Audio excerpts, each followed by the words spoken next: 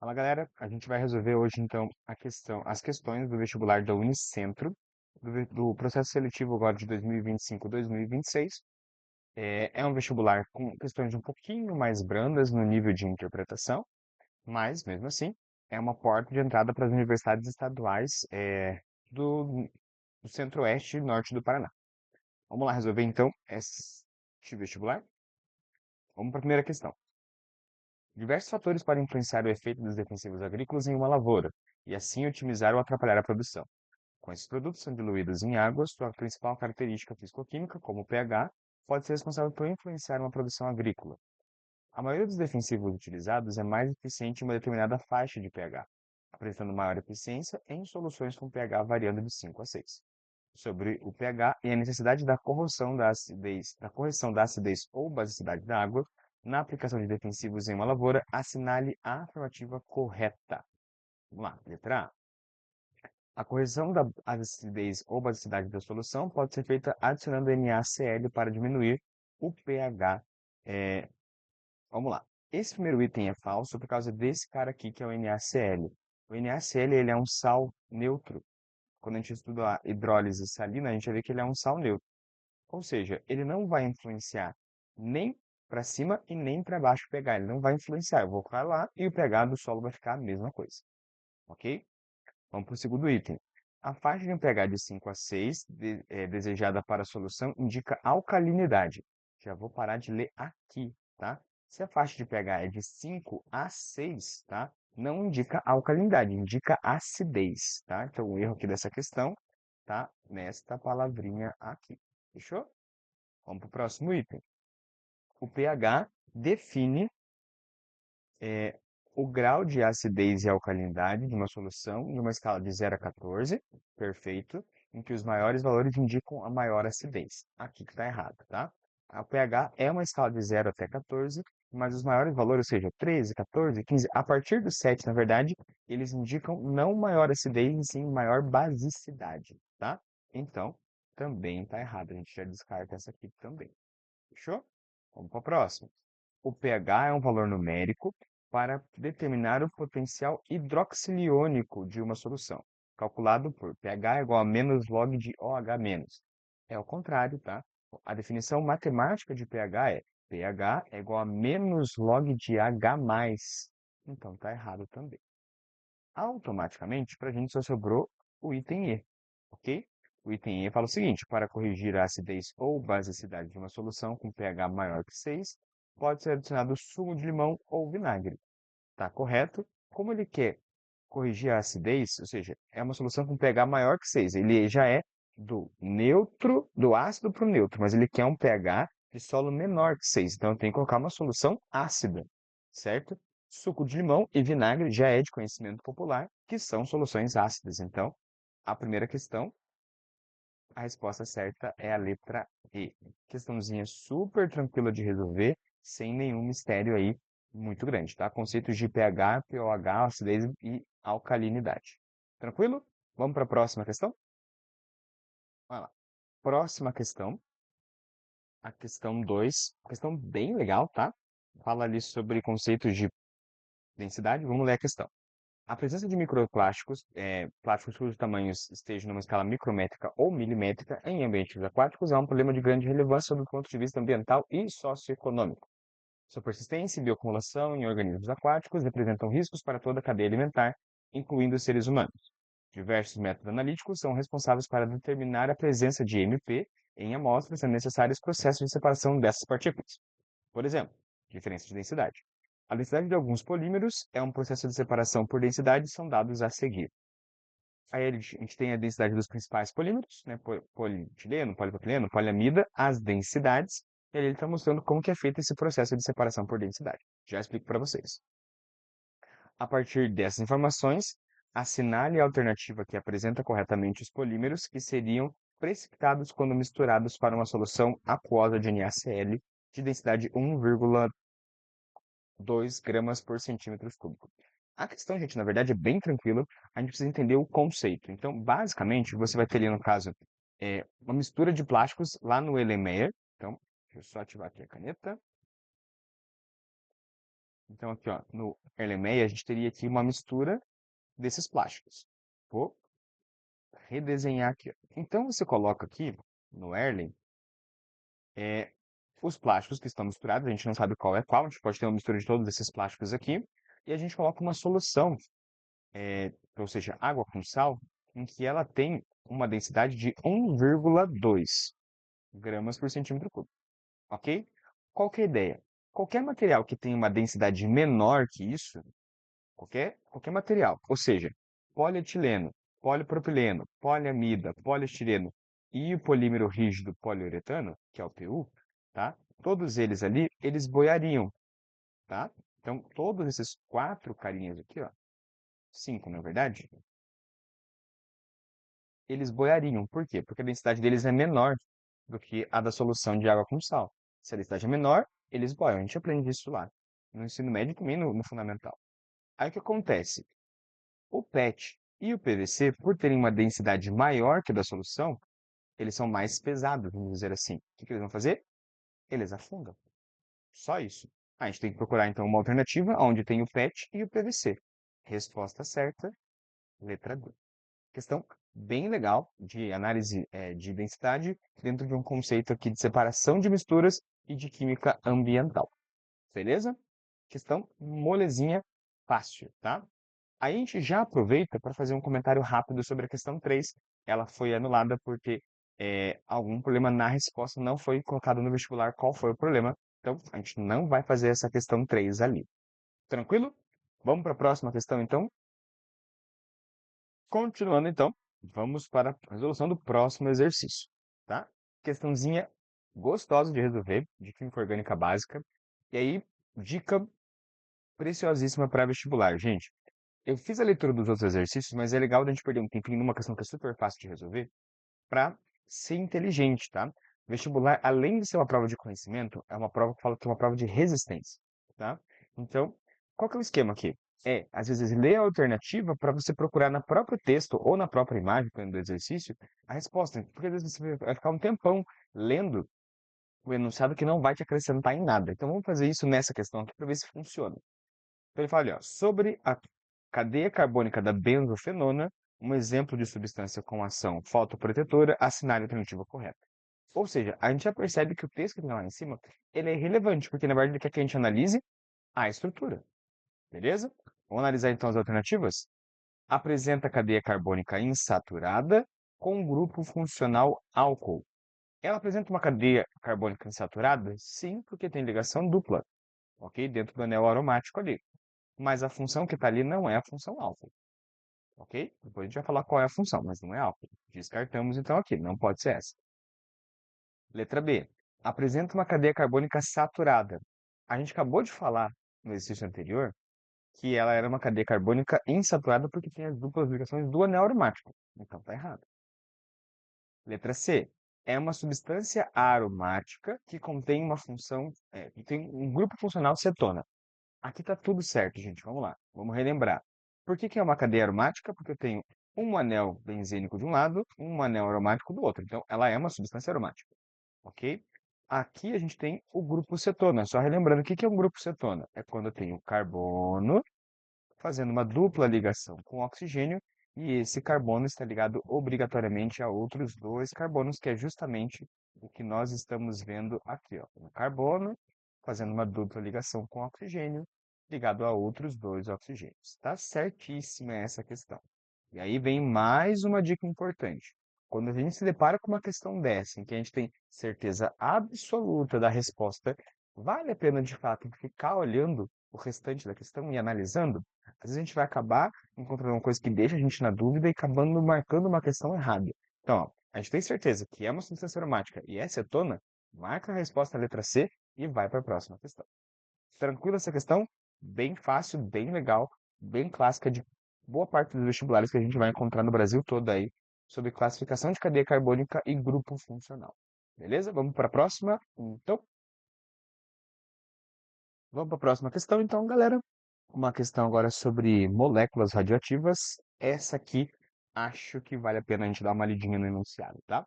Então, o que ele fala? No ano de 2023, a Alemanha fechou as suas últimas usinas nucleares, gerando um debate sobre o papel dessa fonte de energia na matriz energética. Um dos riscos associados está no caso de acidentes e armazenamento de resíduos radioativos. Esses últimos devem ser armazenados em piscinas de resfriamento e posteriormente em depósitos geológicos profundos. O decaimento do urânio 238 é um exemplo de resíduo e a série de decaimento está mostrada a seguir. Então, a gente tem ali o nucleotídeo pai, que é o urânio 238, ele vai sofrendo uma série de decaimentos até chegar no nucleotídeo filho, que é o chumbo que ele é estável. Ok? Vamos lá. Sobre o decaimento do urânio 238, marque a alternativa correta. Letra A.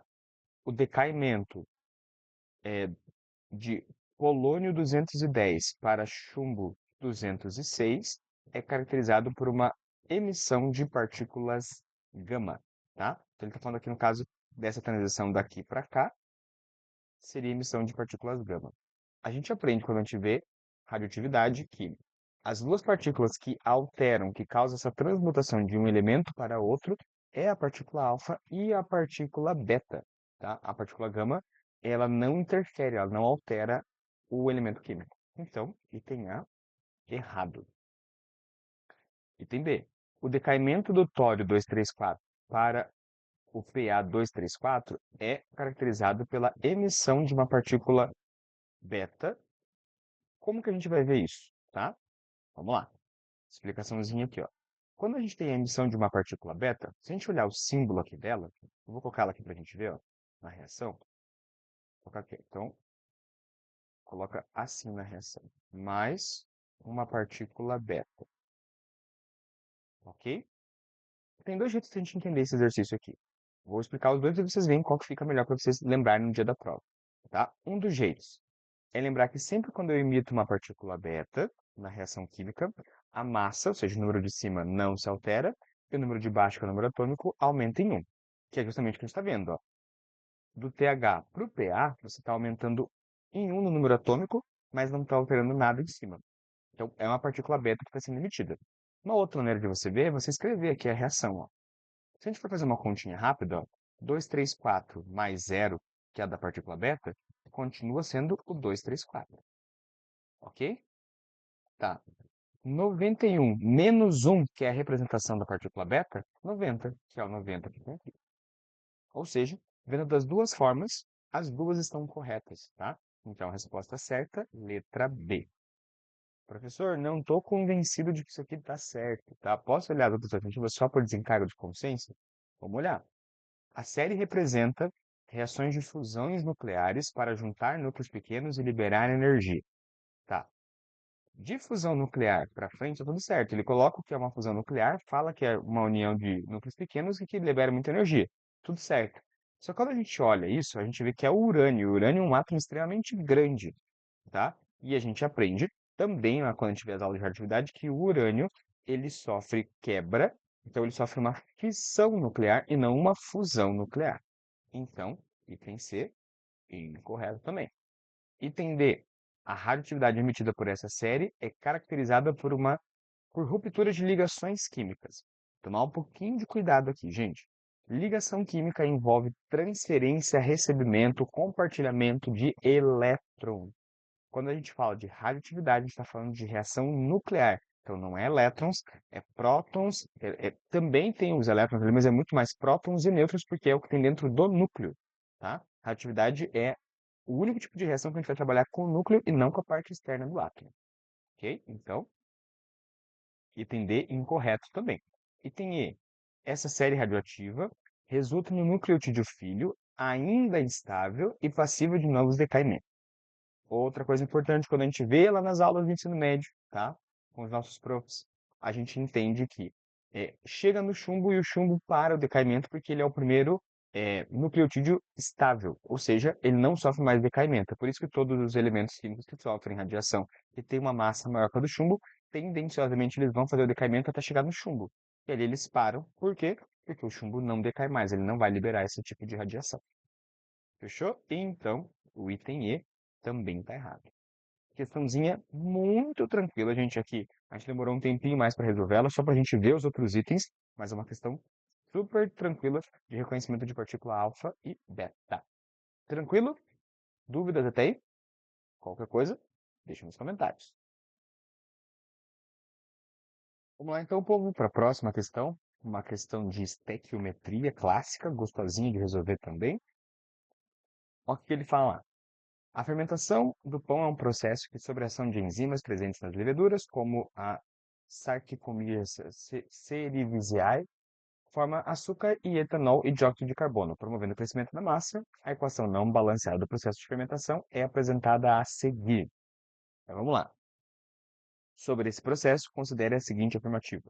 O gás responsável pelo crescimento da massa é o dióxido de carbono. Quando a gente analisa a questão, a gente vai ver que tem a glicose, que é um sólido, a gente vai ver que tem o etanol, que é um líquido, e o CO2, que é o gás carbônico, que é o que faz crescer tanto massa de pão quanto massa de bolo. Então, está corretíssima já essa questão. Então, item 1, verdadeiro. Se o item 1 é verdadeiro, nós já excluímos a letra C e a letra E. Fechou? Vamos lá. O item 2. São necessários 1,8 gramas de glicose para produzir 0,88 gramas de CO2. Tá? Gente, como que a gente vai ter que fazer isso? Primeira coisa, a gente vai reescrever a reação química aqui. Então, vamos lá. C6H12O6. Isso vai formar o etanol, que é C6H5OH mais CO2. No enunciado, ele deixa claro para a gente que a reação não está balanceada. Então, eu vou ter que fazer o quê? Balancear a reação. Então, eu coloco aqui 2 aqui na frente, para balancear os hidrogênios. Agora eu tenho 12 hidrogênios de um lado, 12 hidrogênios do outro. Vou balancear agora os carbonos, tá? Eu tenho 4 carbonos desse lado. Aí eu preciso de ter 6, porque tem 6 do outro lado ali. Coloco 2 aqui na frente. Então agora fica tudo balanceadinho aqui os carbonos. Se a gente for conferir os oxigênios, tem 6 desse lado. Aí do lado dos produtos também tem 6. Então reação balanceada. Fechou? Se a gente for calcular agora a massa da glicose, a massa molar, vamos fazer ela aqui no cantinho, ó. C6, então é 12 vezes 6. Lembrando que ele foi dado esse valor para a gente aqui, né, no enunciado, que vai dar 72.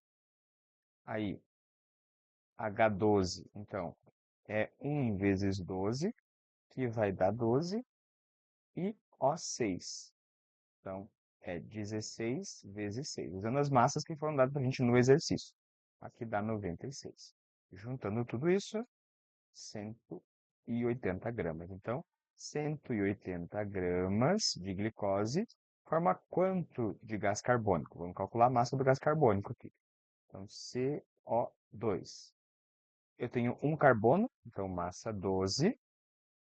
E O2, então, é 2 vezes 16, que é a massa do oxigênio, que vai dar 32. Total aqui, 44 gramas de hidrogênio, não, desculpa, de gás carbônico. Só que quando a gente olha aqui, ó, a gente percebe que tem 2 mols de gás carbônico. Então, eu pego 44 vezes 2, que vai dar 88 gramas. Ou seja, na reação química, tratando do balanceamento, 180 gramas de glicose formam 88 gramas de gás carbônico.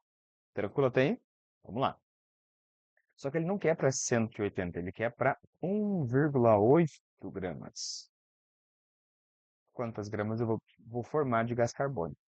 Gente, aqui a gente tem que saber otimizar o nosso tempo, tá? Matemática básica é fundamental. Se a gente quer fazer o cálculo aqui, fazer 1,8 vezes 88, dividir por 180, pode fazer? É claro que pode. Mas envolve número decimal, tempo. A gente pode usar proporcionalidade aqui, ó. Se a gente observa com um pouquinho de atenção, a gente vai perceber que daqui para cá está diminuindo, tá? Está diminuindo em algumas vezes. Em quantas vezes? Em 100 vezes. Então é como se eu estivesse dividindo esse valor por 100. 180 divididos por 100 dá 1,8. Por proporcionalidade, tudo que eu faço de um lado, que eu faço do outro também.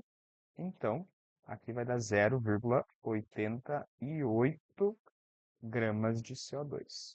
Então, o item 2 também está correto. Se o item 2 também está correto, eu descarto a letra B. Automaticamente, agora eu vou ter que ver o item 3 para poder ver se a resposta certa é a letra A ou a letra D. Fechou? Vamos lá então. O que ele fala? Ao utilizar 3 mols de glicose, obtém-se como produto 3 mols de 3 mols de etanol. Vamos ver se faz sentido isso? Então, usando a reação como padrão, a reação inicial, a gente percebe que eu tenho 1 mol de glicose, que é o C6H12O6, e quando eu faço isso, eu tenho 2 mols de etanol. Eu nem vou continuar a regra de 3, gente, porque é lógica matemática. Se 1 mol de glicose formam 2 mols de etanol, é impossível que 3 mols de glicose formem 3 mols de etanol, porque tinha que ser uma relação 1 para 1. Um desse, 3 desse, 3 desse. Mas não é o que a gente tem ali no enunciado. Não é o que a gente tem na reação. Então, o item 3 está incorreto. Se o item 3 está incorreto, a resposta correta é a letra A. Ok? Questão super, super tranquilo de cálculo estequiométrico, tá? Não tem muito o que se estressar nessa questão. Fechou? Bem básica, bem tranquilinho. Mas qualquer dúvida, deixa aqui nos comentários também. Vamos para a próxima questão? Estamos quase terminando aqui já. Vai lá, mais uma questão muito legal, tá? Fala ali, ó. Memes educativos sobre ciências estão presentes nas redes sociais. O meme a seguir apresenta uma analogia de academia em que o átomo está levantando pesos e ganha nêutrons extras, mas continua sendo o mesmo elemento. Aí tem o memezinho ali, o quadrinho. Fechou? Vamos para a questão. Assim como as pessoas que ganham peso ou massa e continuam sendo elas mesmas, sobre átomos e íons, assinale a afirmativa correta. Então vamos lá. A massa de um átomo é a soma dos seus prótons e dos seus elétrons. Item falso. A massa, vou escrever aqui em cima, é definida pela soma dos seus prótons mais os seus nêutrons, porque o que define a massa é o núcleo e não a eletrosfera. Então, item A, errado. Descartamos ela. Beleza? Item B. O íon cálcio 2+, com número atômico 20, apresenta 20 prótons e 22 elétrons. Vamos fazer um comentário aqui bem rápido, então. Cálcio 2+, tá? Número atômico 20. Então, quer dizer que o número de prótons dele é 20. 20 prótons. Até aqui, certíssimo, tá? Só que ali, ó, é o cálcio 2+. Então, se ele fosse um elemento neutro, fosse o cálcio neutro, ele teria 20 prótons, 20 elétrons. Só que ele tem carga positiva, então ele deu 2 elétrons. Se ele deu 2 elétrons, ele não vai ter 22 elétrons, ele vai ter 18 elétrons, porque ele deu 2 elétrons. Ok? Então, item B também está incorreto. Item C. Os átomos iodo 53127 e iodo 53131 possuem o mesmo número de massa. Vamos também fazer uma explicação rápida sobre isso. Quando a gente tem a representação de um elemento químico, o número de baixo é o número atômico e o número de cima é a massa atômica. Quando a gente olha ali, então, os dois iodos que foram apresentados para a gente, um é o 127, o outro é o 131. 127 e 131 não é a mesma massa, também está incorreto. Item D. Um átomo com número atômico Z igual a... Desculpa. Um átomo com Z, ou seja, o número atômico igual a 33 e o número de nêutrons igual a 42, tem uma massa atômica A igual a 73. Vamos usar aqui a formulinha que a gente já colocou para fazer esse cálculo. A massa atômica é definida por prótons, que é 33, que é o número atômico, mais os nêutrons, que é 42. Se eu fizer essa continha, vai dar 75, tá? Mas ali está falando 73. Então, item D está incorreto. De boa? Fácil até aí, né? Vamos para o último, então, agora.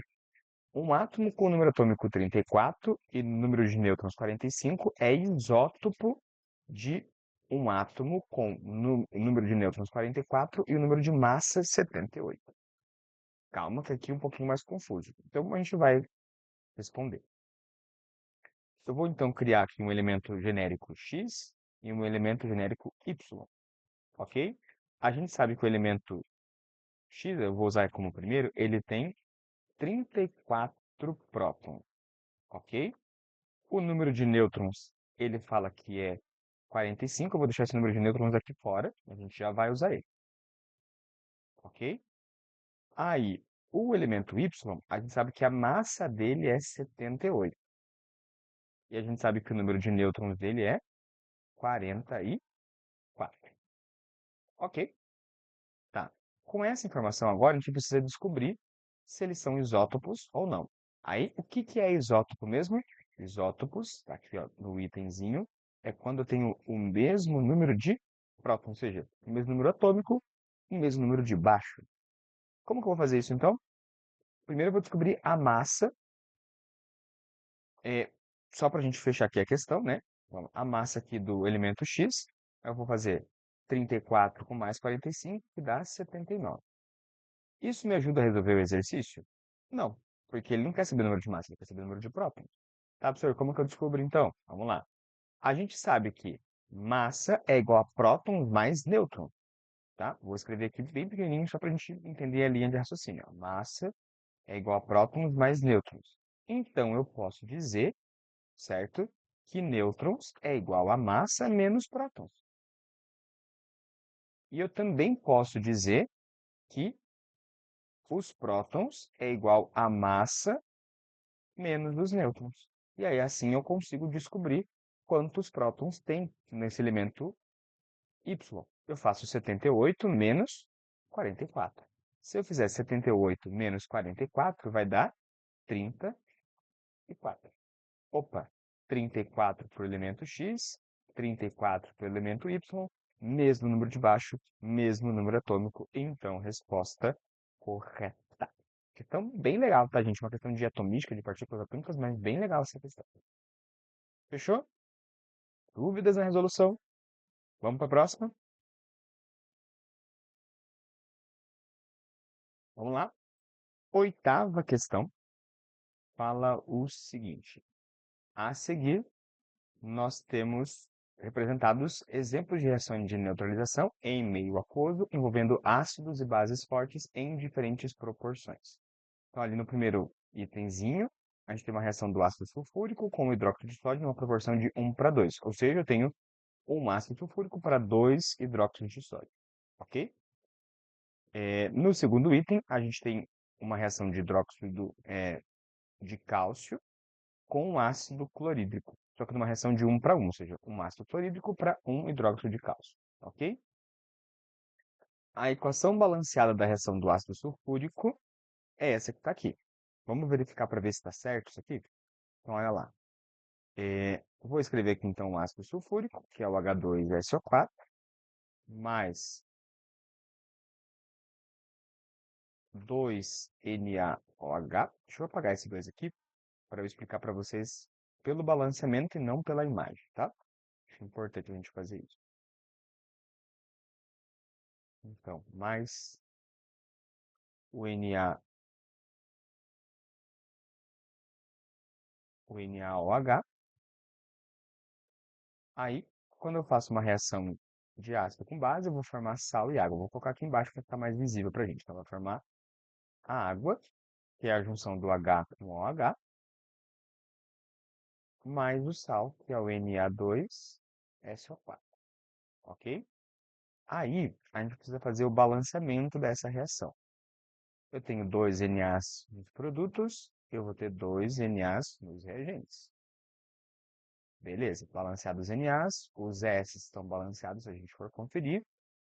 O que não está balanceado? Os Hs. Eu tenho 4 Hs, 4 hidrogênios nos reagentes, mas eu só tenho 2 nos produtos. Então, eu coloco um 2 aqui na frente, fica balanceadinho.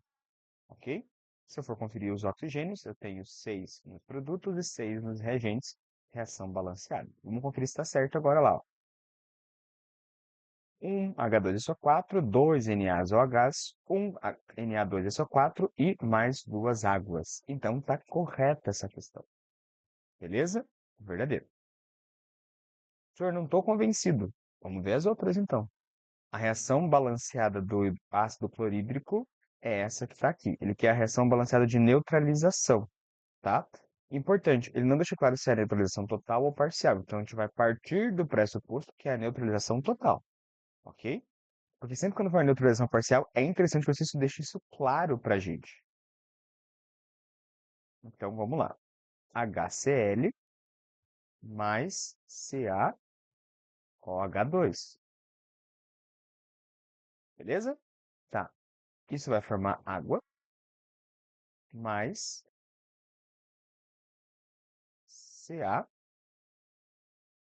CaCl2, numa neutralização parcial. Aí, se a gente for fazer aqui o balanceamento, a gente percebe que aqui eu preciso de 2 cloros, porque tem 2 cloros no CaCl2, e eu preciso de 2 Hs aqui na frente, duas águas para poder balancear os hidrogênios. Quando a gente olha aqui a reação, não está batendo.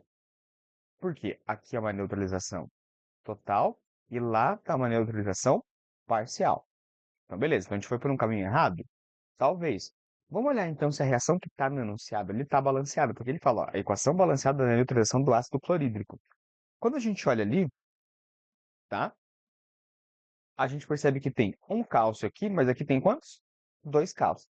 Então, eu já vou parar de ver aqui, ó. Não está balanceado também.